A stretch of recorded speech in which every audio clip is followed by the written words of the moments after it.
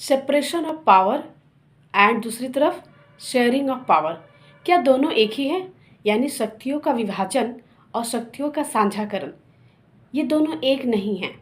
लेकिन हाँ, ये दोनों का जो मकसद है, जो पर्पस है, जो उद्देश्य है, वो अंततः एक ही है। क्या कि सरकार की सरकारी व्यवस्था में अकाउंटेबिलिटी लाना, एक नियंत्रण और संतुलन बनाए रखना, यानी कि चेक एंड बैलेंस बनाए रखना। लेकिन दोनों में अंतर क्या है, आइए समझते हैं। सेपरेशन ऑफ पावर, शक्तियों का विभाजन, ये दर्शा रहा है कि जो सरकार की जो 3 शाखा हैं, यानी लेजिस्लेटिव, जुडिशियरी एंड एग्जीक्यूटिव, इन तीनों जो बॉडी हैं, इन तीनों की भी शक्तियों का विभाजन रहता है।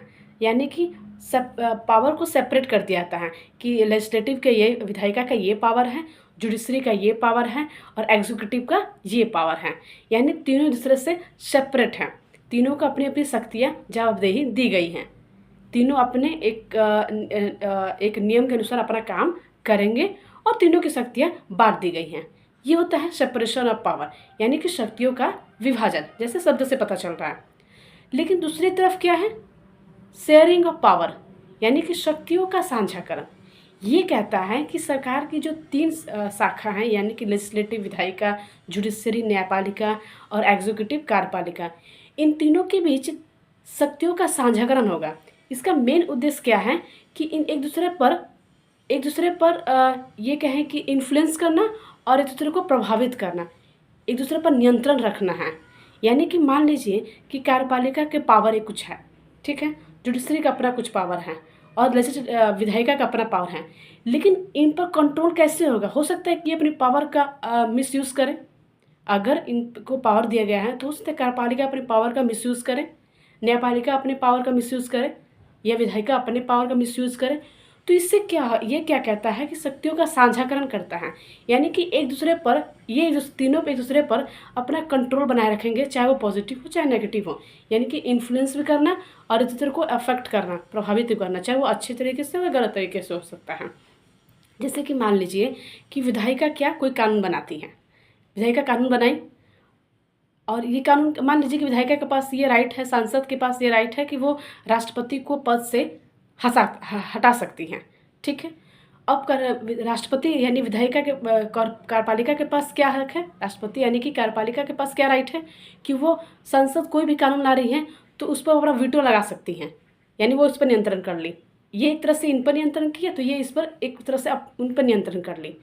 और जुडिशरी क्या करेगी, वो क्या करेगी, वो जो भी कानून लाए उनको वो कहे तो इंटरप्रिटेशन करती हैं, ये सही है गलत, या इनको गलत साबित कर सकती हैं, है ना। तो तीनों एक दूसरे पर कहीं ना कहीं नियंत्रण संतुलन बनाए रखते हैं। यानी कि वो ये तीनों जो है बॉडी हैं, वो अपने पावर का गलत इस्तेमाल ना करें। तो इसी को कहते हैं separation of power, sharing of power, यानी कि शक्तियों का साझाकरण। यानी कि तीनों का एक दूसरे पर कंट्रोल होना है, ठीक है। पहले तो क्या बोले कि सेपरेशन ऑफ पावर, यानी कि सरकार की जो 3 बॉडी है, कार्यपालिका, न्यायपालिका, विधायिका, जुडिशरी, एग्जीक्यूटिव एंड लेजिस्लेटिव, इन तीनों के बीच सेपरेट पावर है, ठीक है। अब दूसरी तरफ क्या करता है, शेयरिंग ऑफ पावर, यानी कि इन तीनों को जो शक्तियाँ दी गई हैं, मान लीजिए शक्ति हम दे दिए तो वो उसका गलत तो प्रयोग कर सकते हैं। लेकिन ये क्या कहता है, इन पर नियंत्रण बना रहा है, यानी कि शक्तियों का साझाकरण हो गया। यानी कि इसमें क्या होता है, नियंत्रण और संतुलन, चेक एंड बैलेंस बना रहता है। यानी कि अगर विधायिका कहीं कानून बनाती हैं, यानी कि विधायिका को यह हक है कि वो राष्ट्रपति को पद से, वैलिड रीजन से पद से हटा सकती हैं, ठीक। ये विधायिका की। कार्यपालिका यानी राष्ट्रपति क्या कर सकता है, संसद द्वारा कोई भी कानून लाया गया तो उसको वीटो लगा सकती हैं, ठीक। जुडिशरी क्या करेगी, न्यायपालिका क्या करती है, वो क्या करेगी, इन जो भी कानून लाती हैं वो उस पर ये देखेगी कि सही है या ना, व्याख्या करती है, इंटरप्रिटेशन करती हैं, ठीक। तो ये समझ में आ गया कि what is difference between separation of power and sharing of power. Thank you.